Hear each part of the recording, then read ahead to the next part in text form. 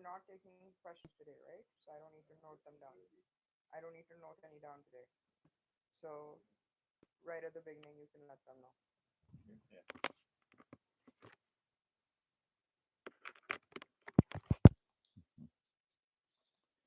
Okay.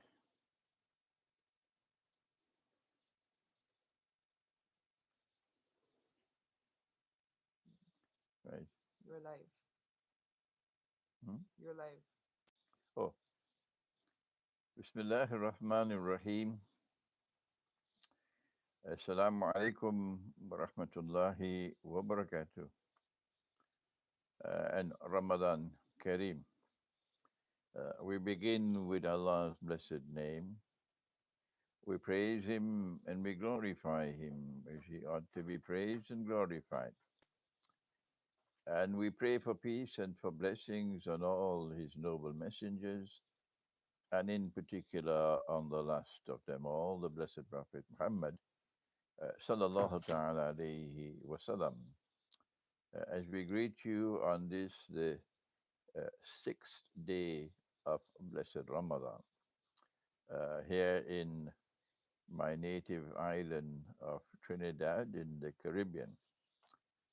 We did not see the moon. We did not have evidence that the month of Ramadan had commenced on Laylatul Jum'ah, and hence we could not fast on Yawmul Jum'ah.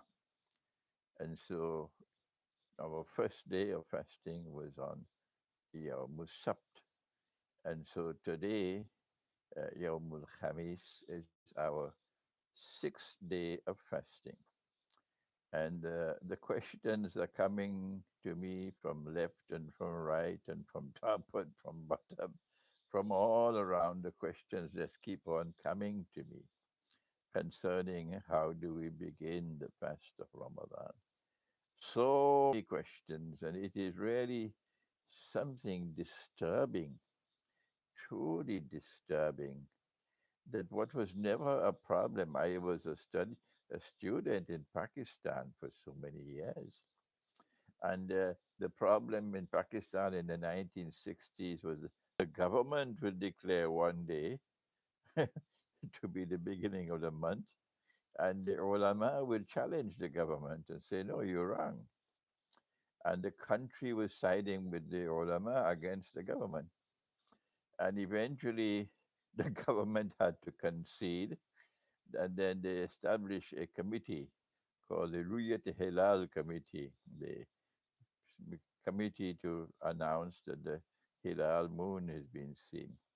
And that solved the problem. And the whole of Pakistan now has the commencement of the month of Ramadan and the celebration of Eid al-Fitr based upon evidence, evidence that the moon has been sighted.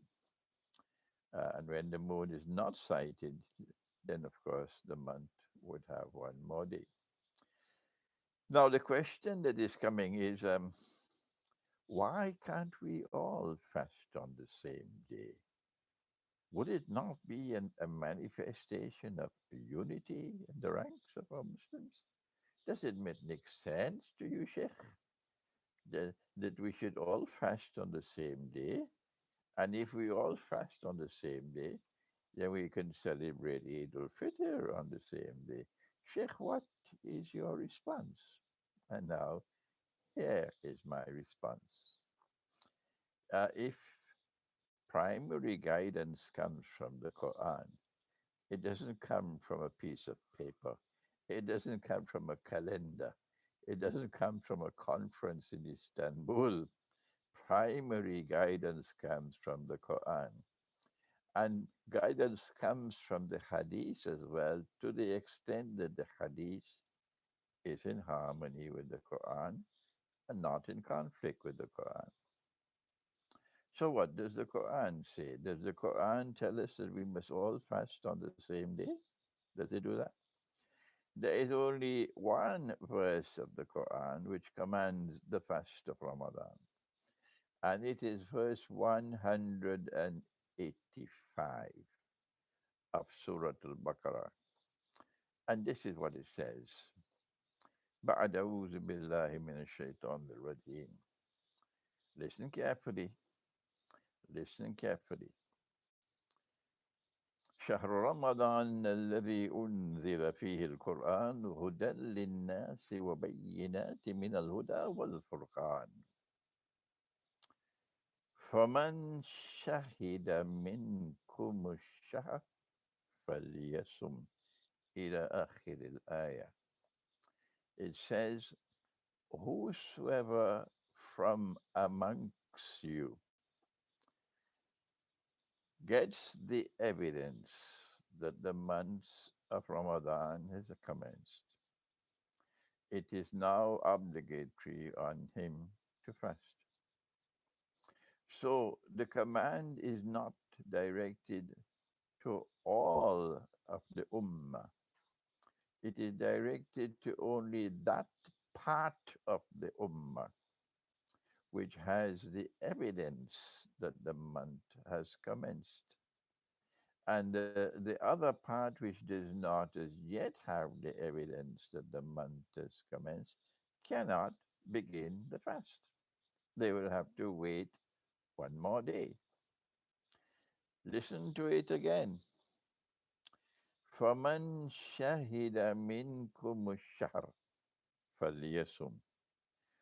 Whosoever from amongst you, minkum, gets the evidence that the month of Ramadan has commenced, on them it is obligatory to fast, not on all.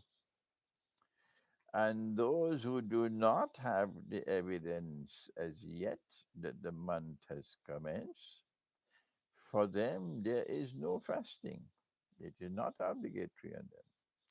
They have to wait one more day, one more day in order to commence the fast.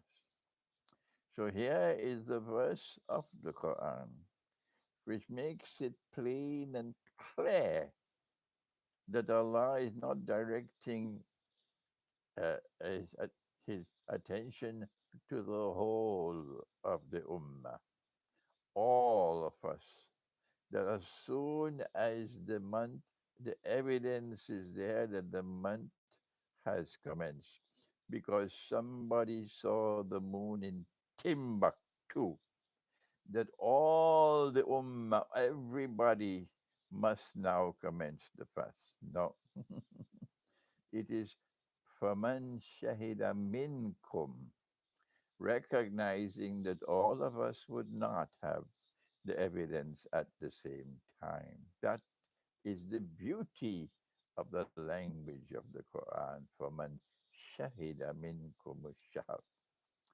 And so this is my answer to you, that it is not a part of the divine plan. The system of time in Islam does not want us all to commence the fast of Ramadan on the same day, and therefore to celebrate Eid al-Fitr on the same day. And those who are struggling and struggling in a misguided struggle, that we all must commence the fast on the same day, and all must celebrate Eid al-Fitr on the same day. My warning to you is you are abandoning the Quran. Go back to the Quran and study the Quran. The word shahida, faman shahida minkum shahr. The second thing I want to say is that when Allah speaks about evidence, those who have the evidence that the month has come, Ramadan, it is obligatory to fast. The question is, what is evidence? And the answer has to be, what was evidence in the Sunnah? Do you mind if I say that? Do you have any objections to that? I'm asking you, what was evidence when the revelation came down for the first time? and we are now fasting for the first time in Ramadan.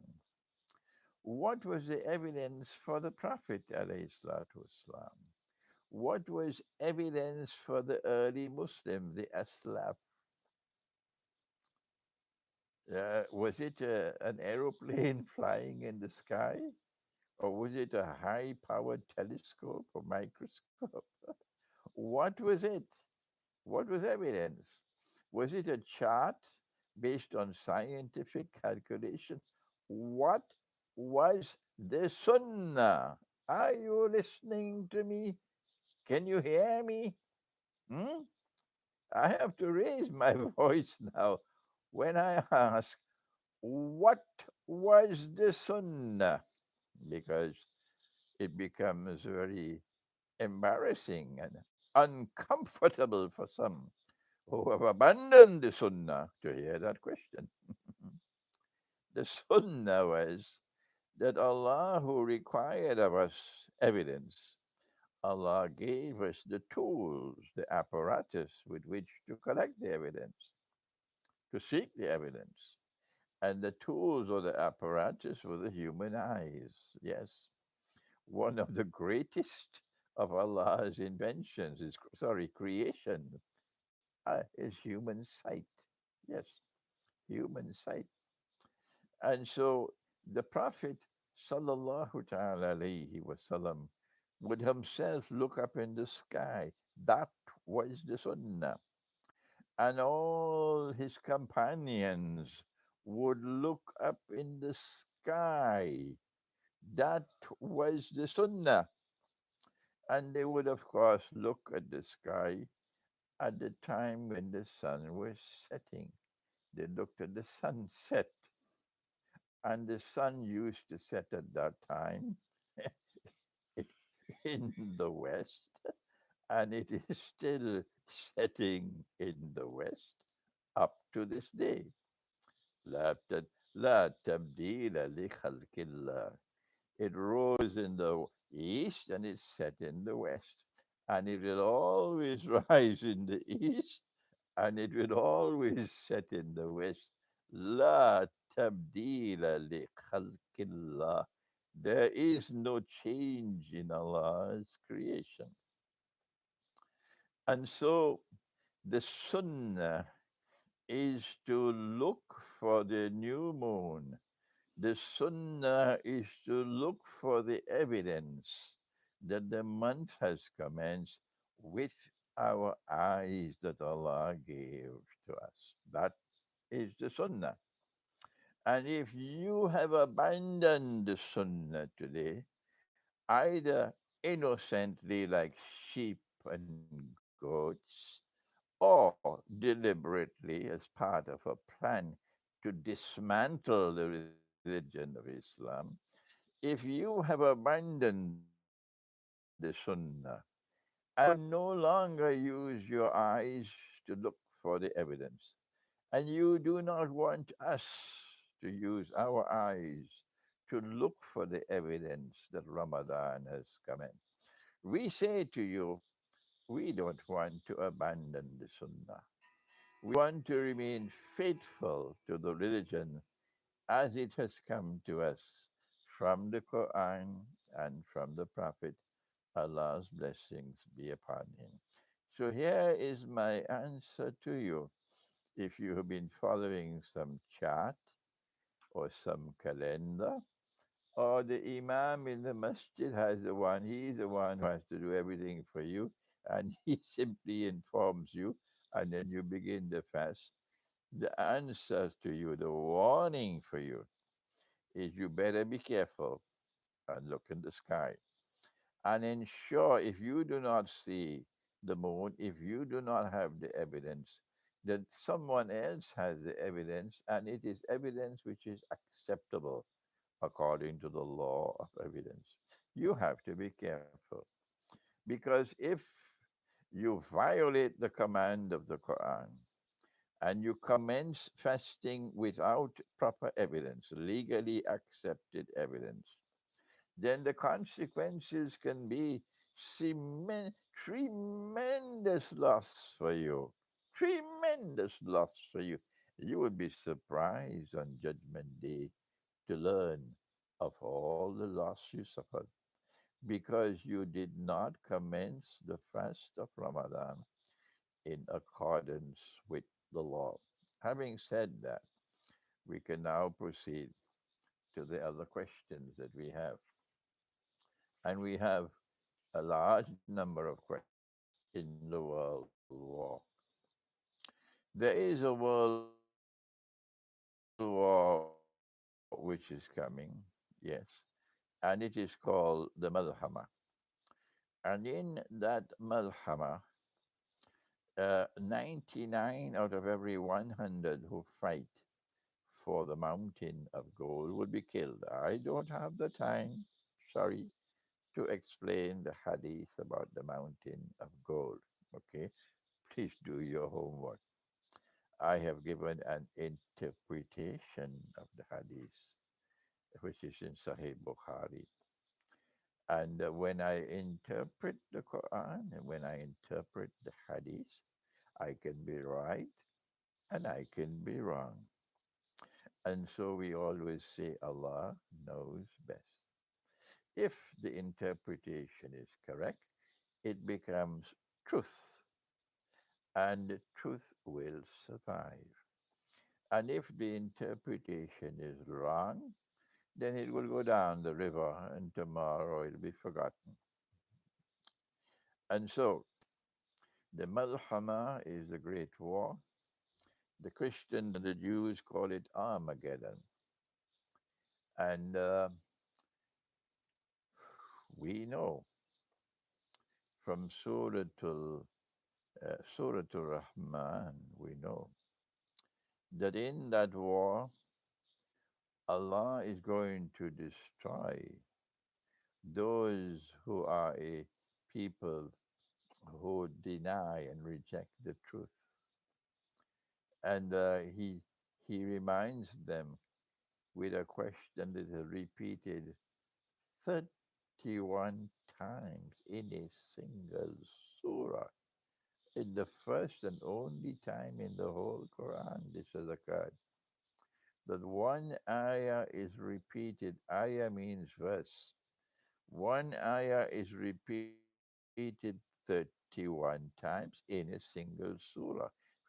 فَبِأَيِّ آلَاءِ رَبِّكُمَا تُكَذِّبَانِ. He's referring to two people, and he's warning them. Which of the signs of Allah are you going to reject? Hmm? Who are the two people? Then he tells us the answer. يا معشر الجن والإنس يا معشر الجن والإنس. He's referring to a, a, a human beings who are evil and to jinn who are evil. And there is an alliance between human beings and jinn in that gathering or that jama'ah, double jama'ah of evil people who reject the truth. And these are the ones who are going to be destroyed. And my analysis, my conclusion, is that Allah is speaking about the alliance between evil people and evil jinn in modern Western civilization. This civilization has come to demolish the religious way of life. This civilization does not believe in the hereafter. It's just lip service. And so it's modern Western civilization which is going to get the beating of its life in the Great War. Uh, does Russia form part of modern Western civilization? No, it does not. It does not. Does China form part of modern West? No, it does not. And it is very plain and clear, at least to me, I don't know for my critics, that the Great War which is coming, which I would recognize to be the Malhama, but because my critics differ in everything that I say, they probably have another view. And you must not listen to me alone. Remember that. You must also listen to them, listen to my critics.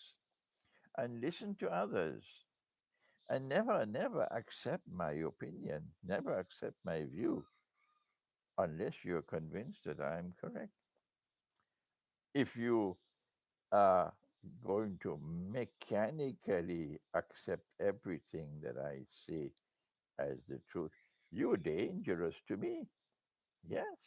Because if I make a mistake, you will compound that mistake because you're not critically assessing everything I say. Iqbal will be very pleased with a student who comes after him, who critically assesses what he has taught. And if they find that he has made a mistake, although he's a great scholar, they very politely mention that here is a mistake that he's made.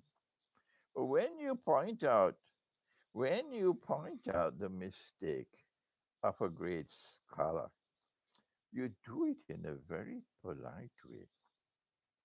You will spend 100 times the amount of time in recognizing all the truth which has come from him. Yes, recognizing his greatness as a scholar before you point out a mistake that he has made. And when you point out the mistake that he has made, you're not doing that to demolish him and to cause your own self and your own profile to rise high.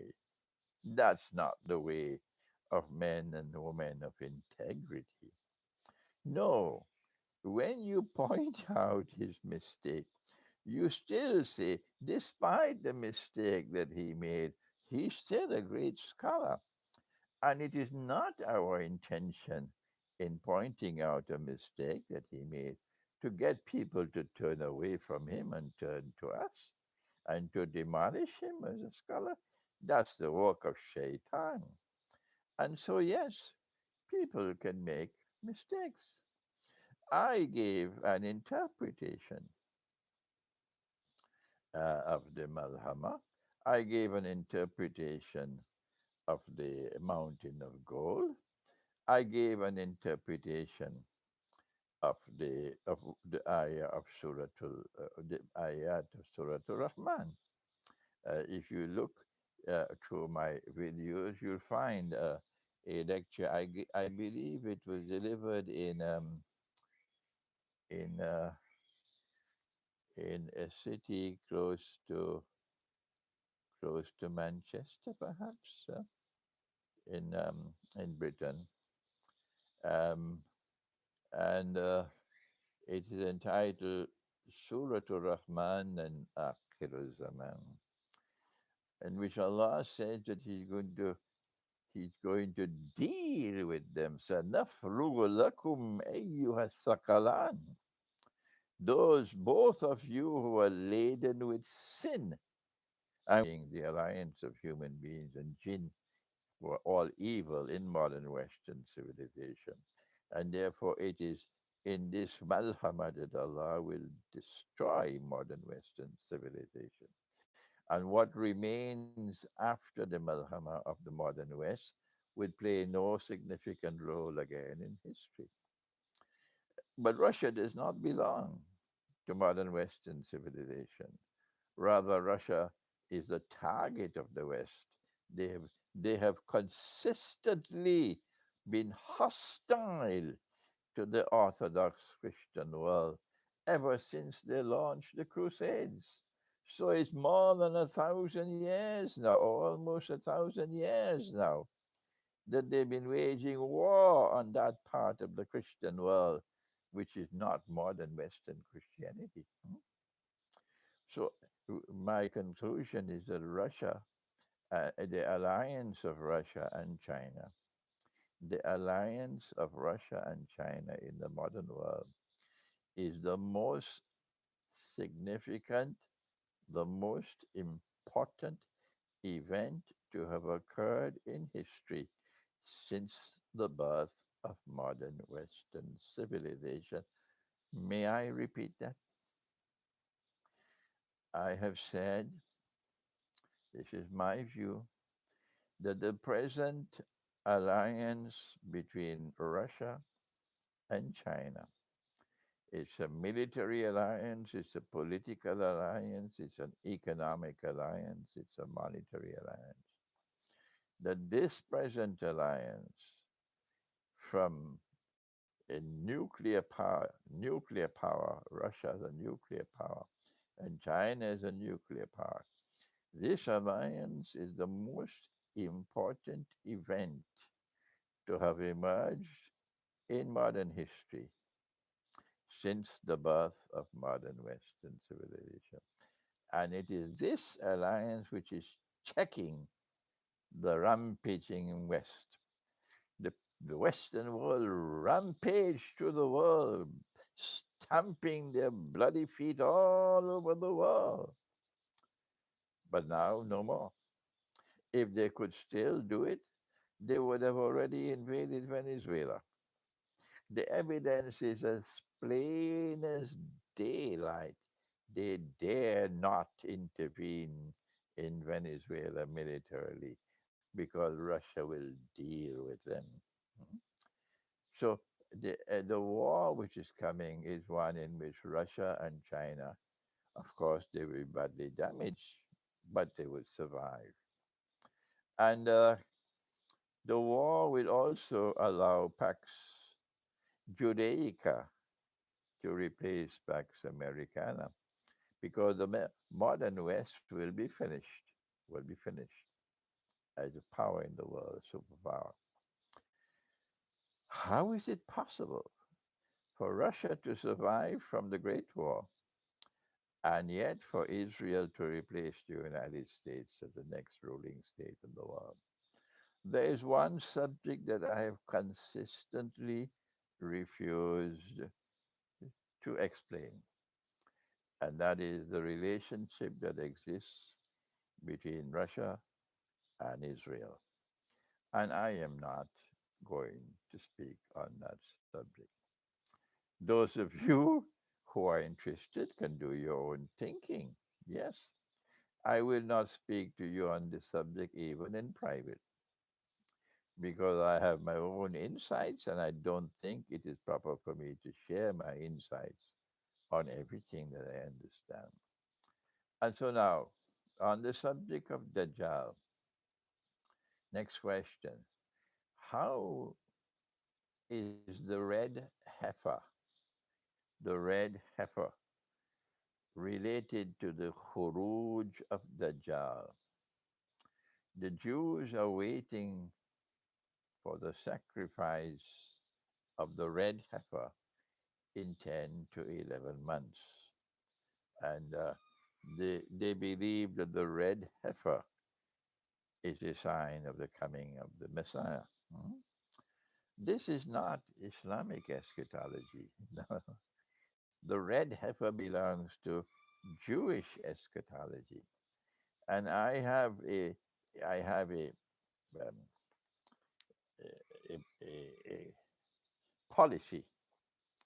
And my policy is that I try as much as possible to restrict myself to Islamic eschatology and let the Jewish scholarship deal with Jewish eschatology and let the Christian scholarship deal with Christian eschatology. The same thing with Hindu eschatology. When we established the Institute of Islamic Eschatology in Pakistan and make dua all the time, be able to establish the world's first Institute of Islamic Eschatology and do it in Pakistan. Why Pakistan? Because I studied Pakistan. It was the Pakistan who gave the money to Maulana Fadl Rahman Ansari to build the institute and to pay the stipends for the students. Yes, I was a student and I used to get 125 rupees a month as a student in a stipend. And if you had 5 rupees in your pocket, you felt very good. Yes, because to get and travel from one part of the city to another part used to cost only 4 annas, and they didn't pronounce it as 4 annas. They used to say chawanni, 25 paisa. So 5 rupees was a lot of money. I have to be forever grateful, yes, for those who struggle and struggle and struggle to build that institute where I studied, and to all those who came and taught me there in that institute. And this is part of my recognizing the depth I owe to the people of Pakistan, that I want this Institute of Islamic Eschatology to be established in Pakistan.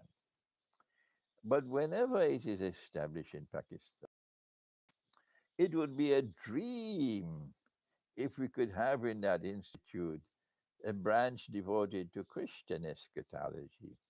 And we'll have Christian scholars there who will develop and research and explain Christian eschatology.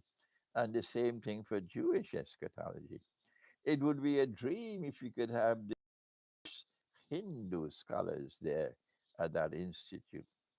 And those Hindu scholars would research and develop and then explain Hindu eschatology.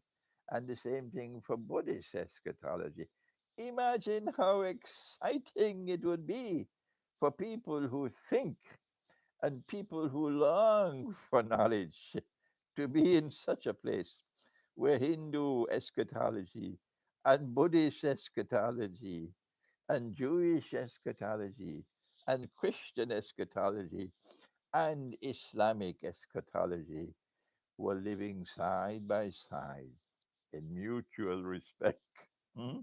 And there's cross fertilization going on because I have learned from Christian eschatology. Oh, yes. I have learned when I visited Moscow and I met Christian eschatologists in Moscow. I learned from them. Yes. So it will be a wonderful time at that time. This is my view, that they are the ones who should explain their eschatology. So I am not going to comment on the red heifer. Next one. Next question. How can a wind from Yemen or from Syria at the end of time take the lives of humans and believers before the first trumpet is blown? I can't answer that question until I research it. I've not had the time to research it because there are many parts of eschatology I have not touched it yet. I move very slowly in my study of eschatology. I take only one step at a time because I want to build a foundation which cannot be shaken, not even with a bulldozer. So, from the countless ahadiths that there are, you'll only find that I have commented on a few, and there are so many more. But I'm going to leave the world as a happy man whenever the angel comes to take me, because I know I'm leaving behind talented students. I'm going to leave behind young men and young women who can think, who have brains, and who are courageous, and who are fearless, and who will extend the frontiers of knowledge in the years that lie ahead. And I pray that from within their ranks will come the last shower. What is the last shower? Shall I tell you? The Prophet, Allah's blessings be upon him, he said, my ummah is like the rain. My ummah is like the rain. I do not know which shower is better, the first or the last. Does that need any explanation? Hmm? You have the capacity to explain it yourself. I don't know if you have the courage. So, next question. If Russians and Orthodox Christians are to be our allies, how can we as Muslims help them and guide them? A good question. The screen is shaking because I'm holding the laptop in my hands. Abu, Yeah, keep it on this now. and uh, okay. Keep it on this, but Yeah, move back. I'll Yeah. have to move forward. Yes, Yeah. pull down the blind there. Pull down the blind. Yeah. Okay, what can we do? Let's get this right. Works. What can we do to help and to guide our Orthodox Christian brothers? The first thing, excuse me, the first thing we must do is to recognize that Allah subhanahu wa ta'ala has prophesied in the Quran that the time will come when a people who will declare that they are Christians, they will proudly proclaim that their primary identity is their faith, not their nationality, and therefore these could not be Western Christians. These have to be other Christians who will proudly declare, "We are Christians, Inna Nasara," that they would be the closest in love and affection for Muslims. I know there are some who are not comfortable with what Allah has said in the Quran. I wish they could change what is in the Quran. Yes, uh, I know this. They're not at all comfortable with what Allah has said in the Quran. I don't know what kind of Muslims they are. I don't know. But this is what Allah has said in the Quran. And these Christians will emerge in the historical process. They will emerge as the people who will be closest in love to Muslims. At that time, when the Jews are the most hostile of all people to Muslims, and women of integrity, whose hearts have not been corrupted, and with whom we can have an alliance as brothers in common struggle.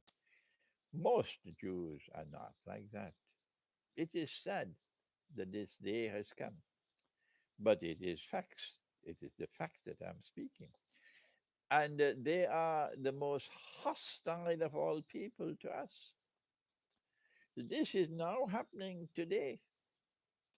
And so the Quran is saying that when that day comes, when the Jews are so hostile to you, the most hostile of all, a Christian people will be closest in love and affection for you.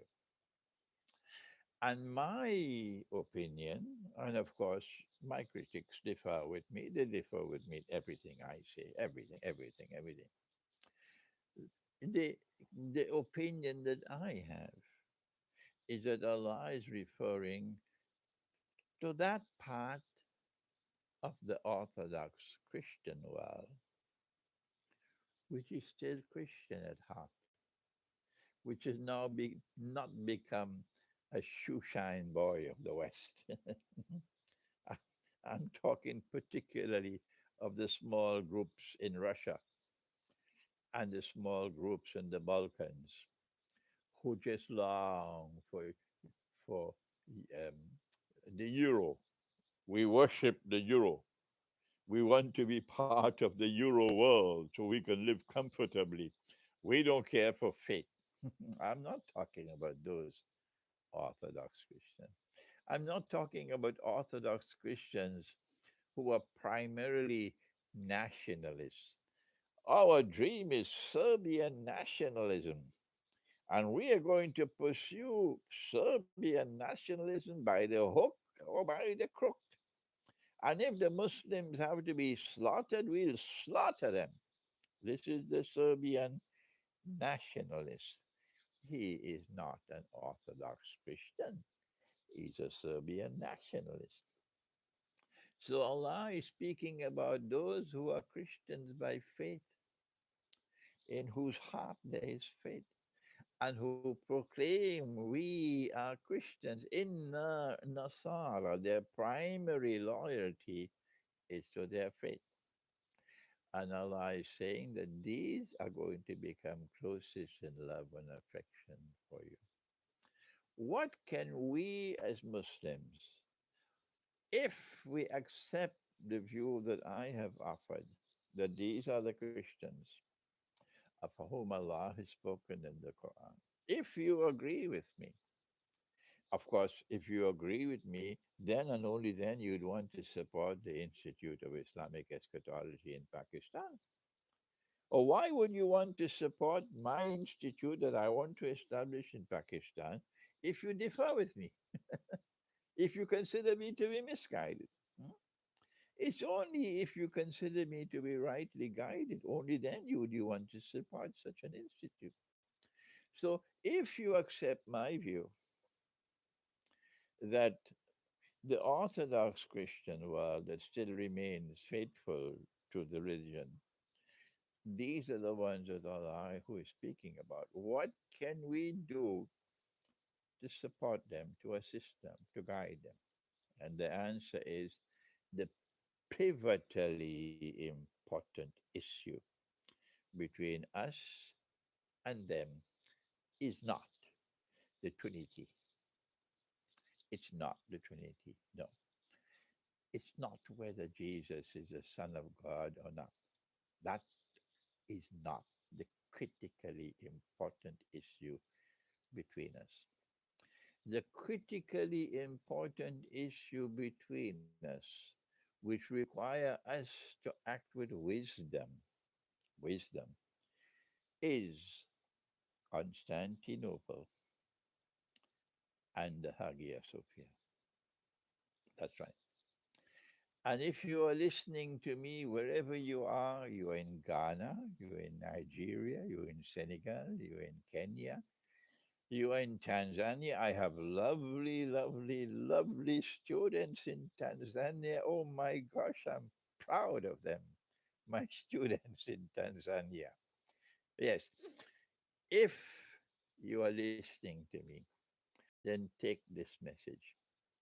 We have to reach out to them to explain to them that after the Great War takes place, our Prophet, Allah's blessings be upon him, he has prophesied that the next major event to take place in the timeline of events in Akhirul Zaman would be the conquest of Constantinople. It is a conquest which will take place after A F T ER, min ba'd, after, après. We have to say it, we have to translate it in so many languages because there are many people who have been brainwashed. I say of them, deaf, dumb, and blind, who believe that the conquest of Constantinople has already taken place, or who now concoct a false and fake brew that there'll be two conquests of Constantinople when the prophecy is about only one conquest of Constantinople.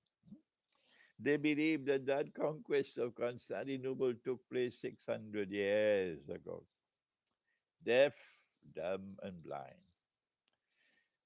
So we know that the conquest of Constantinople will take place after the Malhama.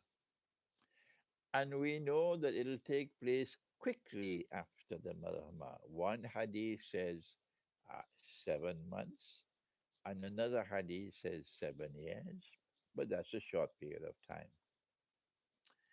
And we ask the question, why would a Muslim army want to conquer Constantinople when Muslims already live in Constantinople? The Christian, the Orthodox Christian, the Greek Orthodox, the Armenian Orthodox, most of these people have now left Constantinople. and there are only just a handful left now. Hmm? So it's a Muslim city now. So, Sheikh, why would a Muslim army want to conquer Constantinople? And the answer is, hmm, excuse me, we have to conquer Constantinople because if we do not conquer it, we will never be able to return Hagia Sophia to the Orthodox Christian world. That is the answer. And when we do conquer Constantinople, and this will come to pass because Nabi Muhammad, you know him? Yes, you know him? Prophet Muhammad? Yes, he is the one. He is the one who made the prophecy, and you can do nothing about it. He is the one who prophesied. And he praised the army and he praised the commander. Huh? لتفتحن القسطنطينية ولنعم الأمير آمرها ولنعم الجيش ذلك الجيش. These were his words. He praised the commander, he praised the army, and he prophesied that it will conquer Constantinople. And it is my opinion, and you should not accept my opinion unless you are convinced that I am correct. Otherwise, you pose a danger to me. That the conquest of Constantinople is necessary so that Hagia Sophia can be returned to the Orthodox Christian world. That is how we'll help them. That is how we'll help them. As soon as Hagia Sophia is returned to the Christian world, it's going to cause a revolution in the hearts of the Orthodox Christians. A revolution, traumatic change in the hearts, which are already moving in our direction. And they will then become closest in love and affection to Muslims. And so by the time Jesus returns, Nabi Isa alayhi salam returns, they would be ready to live alongside us two ummahs, the ummah of Muhammad alayhi salatu wasalam, led by Imam al-Mahdi, and the ummah of Jesus, of Nabi Isa alayhi salam, led by Jesus himself alayhi salam. These two ummahs will live side by side in brotherhood, in fraternity, in peace, and with love. This is how we help them. One more thing in my answer, and that is it would be a disaster, an unmitigated disaster, if that Christian world were ever to attempt to conquer Constantinople militarily. This is a message I'm sending to Russia. Why would it be a disaster? Answer: it will immediately provoke civil war in the house of those who worship Allah.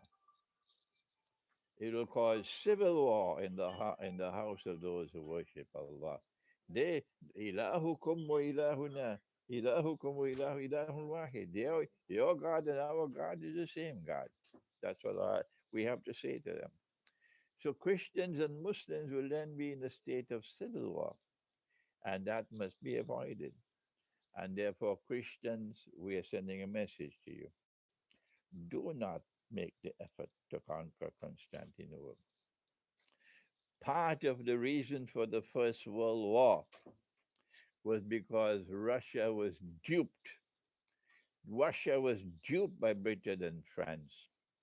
That if you join us in this First World War, you will get Constantinople. France, in particular, more than Britain, wanted Russia in the war so that Russia would be offered Constantinople. France had to do that because France wanted to recover territory which she had lost to Germany, Alsace-Lorraine. And therefore, France set the bait and Russia swallowed the bait. And this is one of the main reasons for the First World War, the Russian lust for Constantinople. I have to use the word lust because they acted foolishly The Tsar of Russia was not that bad. He didn't want the war, but the other men around him who were not faithful, not faithful to to the Tsar. They were more faithful to France. They are the ones who took Russia into the war in order to get Constantinople. So do not make the effort. Do not have the desire in your heart that the Orthodox Christian world will wage war to recover Constantinople. Not at all. When we recover Constantinople, inshallah, when that Muslim army conquers Constantinople, then Constantinople can become a model of a state, a holy state, similar to Medina. Similar to Medina. The Mithaq of Medina brought into being a plural model of a state. That is what the Mithaq did. The Mithaq means the covenant or the constitution of Medina, which was negotiated by the Prophet ﷺ, which brought the state into being. It was a plural model of a state. We didn't rule over the state. No, no, no. We were one of the units in the state. The Jews were the Jewish tribes were other units in the state, and pagan Arab tribes were units in the state, and they all lived together on the basis of political equality. Political equality. That was the state of Medina.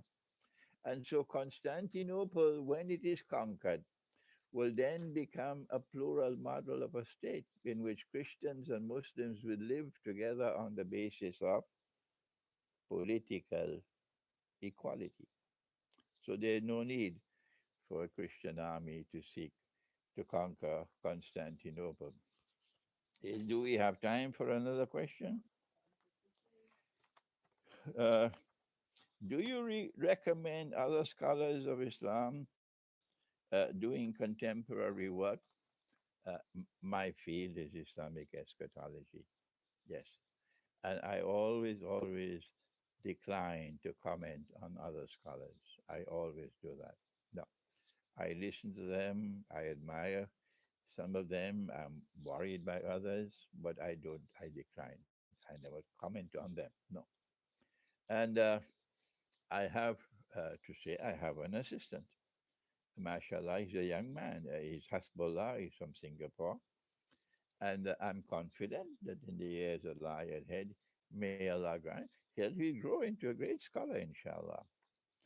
There are others, mashallah, who have studied eschatology from what I have done so far, my humble work, and who are now teaching eschatology, yes. I don't want to mention any names. I just want to mention only the name of Hezbollah. Um, and it is for you now. You must look around and see who are those who are teaching eschatology, who are growing as scholars of eschatology. So that when Allah takes me away, they're the ones who will take up the baton and move forward, inshallah.